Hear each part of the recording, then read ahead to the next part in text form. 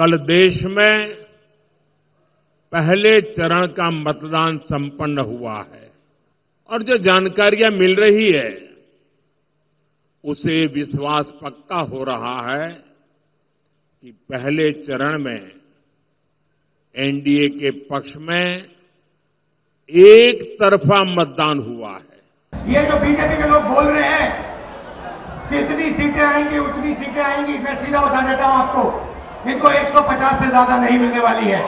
এবার বলছে ইসবার 400 পার, আমি বলি আগে 200 পার করো, তারপরে তো পুকুরে সাঁতার কাটবে।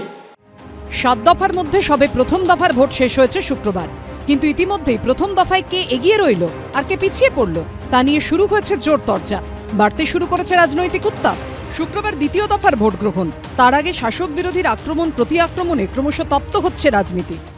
वोटर भी देख रहे हैं कि कैसे इंडी अलायंस के लोग अपने स्वार्थ में अपने भ्रष्टाचार को बचाने के लिए एक साथ आए हैं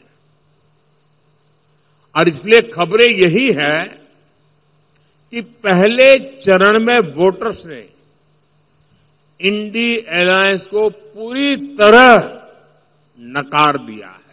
বাংলায় ভোট নেই, দক্ষিণ ভারতে ভোট নেই, পাঞ্জাবে ভোট নেই, দিল্লিতে ভোট নেই, রাজস্থানে হাফাপ হয়ে যাবে, মধ্যপ্রদেশেও তাই হবে, উড়িষ্যাতেও ভোট নেই।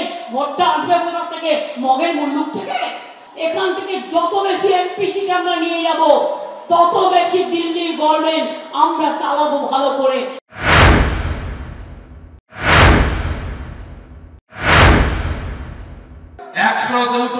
লোকসভা কেন্দ্রে গতকাল ভোট হয়ে গেছে।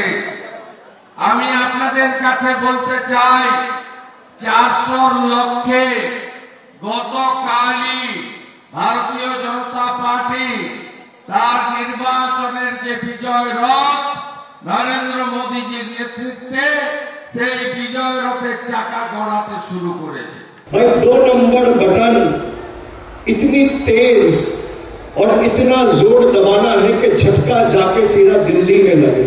मोदी कहता है 400 पार, मैं कहता हूं 400 पार नहीं 440 का झटका लगना चाहिए। সব মিলিয়ে আক্রমণ প্রতি আক্রমণে চড়ছে রাজনীতির উত্তাপ। আশাবুল হোসেন, দীপক ঘোষ ও সুদীপ চক্রবর্তীর রিপোর্ট, এবিপি আনন্দ।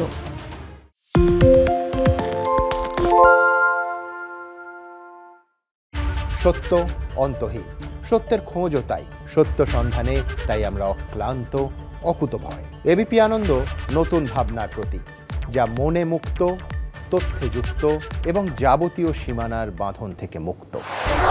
সীমা না শব্দটির মধ্যে লুকিয়ে আছে মানা শব্দটি, যেন চোখ রাঙানি এক অদৃশ্য বেড়াজাল, যা আটকে রাখে আমাদের এক ছোট্ট গণ্ডির মধ্যে। একমাত্র সঠিক খবরই গড়ে তুলবে এক মুক্ত সমাজ।